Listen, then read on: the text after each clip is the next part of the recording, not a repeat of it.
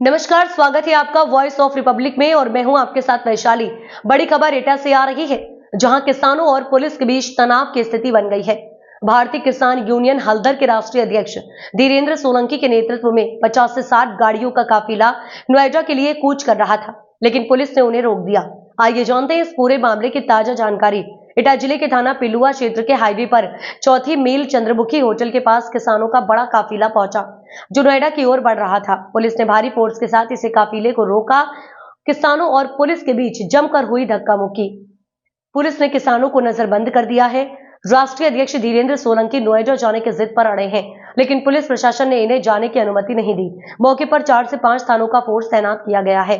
Police और किसानों के बीच इस तानातानी का असर साफ तौर पर दिखाई दे रहा है। बड़ी संख्या में किसान एकत्र होकर जय जवान जय किसान के नारे लगा रहे हैं। धीरेन्द्र सोलंकी का कहना है कि वे किसी भी हाल में नोएडा जाकर अपनी मांगे उठाएंगे। किसानों का कहना है कि उनकी आवाज को दबाने की कोशिश की जा रही है, लेकिन वे पीछे हटने को तैयार नहीं है। पुलिस प्रशासन ने स्थिति को काबू में रखने के लिए कई स्तर पर इंतजाम किए हैं, लेकिन किसान के जोश के सामने प्रशासन मुश्किल में नजर आ रहा है।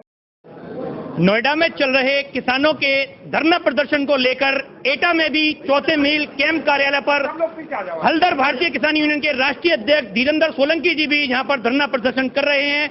आपको बता दें, 4 थानों का फोर्स यहां पर मौजूद है। थाना बागवाला, थाना पिलुआ, थाना कोतवाली नगर, थाना कोतवाली देहात। भारी तादाद में पुलिस फोर्स के बीच में धरना प्रदर्शन कर रहे हैं। आइए उनसे बात करेंगे क्या क्या उनके मुद्दे हैं और किन मांगों को लेकर धरना प्रदर्शन चल रहा है। जी सर, बताइए। धन्यवाद पत्रकार महोदय। भारतीय हल्दर किसान यूनियन आज का प्रोग्राम नोएडा जाने के लिए था। प्रशासनिक अधिकारियों के द्वारा कल रास्ते ही नजरबंद किया गया था। जगह जगह हमारे कार्यकर्ताओं को नजरबंद किया गया। हर जिले के अंदर नजरबंद किया जा रहा है। ये तानाशाही रवैये से किसी भी कीमत पर किसान नहीं दबेगा। अगर यही हाल रहा तो भारतीय हल्दर किसान यूनियन, लोकतांत्रिक देश है भारत और लोकतंत्र है, और जहां भीड़ तंत्र की जरूरत पड़ती है तो आने वाले समय में चोट की वोट के असर देगी, जो चोट देगी वोट के रूप में।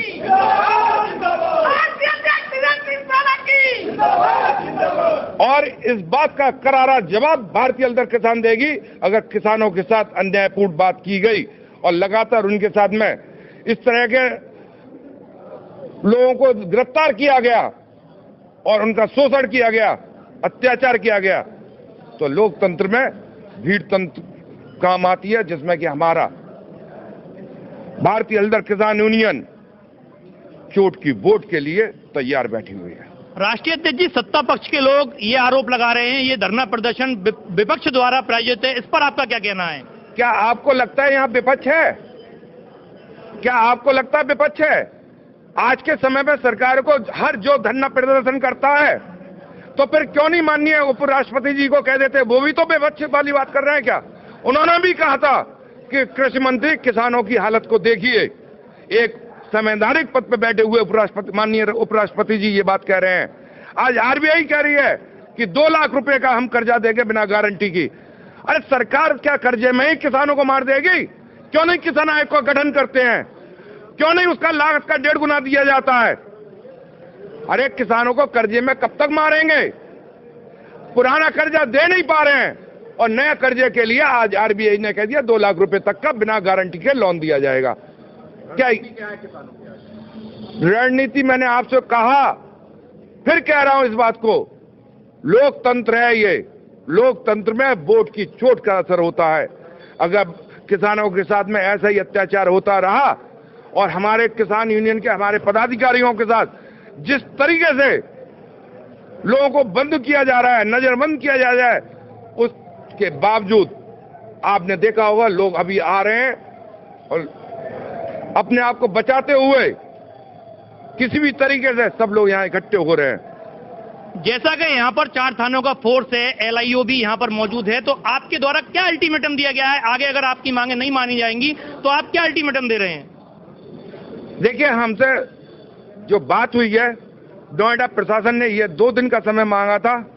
कहा था कि हमको 2 दिन दीजिए, उसके बाद में आगे की कार्रवाई करेंगे। तो हमने 5 दिन का समय दिया है। अगर नोएडा अथॉरिटी, नोएडा प्रशासन अगर किसानों के साथ में उनकी सुनवाई नहीं करती है तो दोबारा से भारतीय हल्दर किसान यूनियन दिल्ली जाने के लिए विवश हो जाएगी, फिर दिल्ली जाएगी। ये थे हमारे साथ हल्दर भारतीय किसान यूनियन के राष्ट्रीय अध्यक्ष धीरेंद्र सोलंकी जी, जिन्होंने बताया कि हमारी मांगे नहीं मानी जाएंगी तो ये पूरा आंदोलन जाएगा, नोएडा में जाके धरना प्रदर्शन करेगा। बड़े तादाद में धरना प्रदर्शन की तैयारी इनकी है।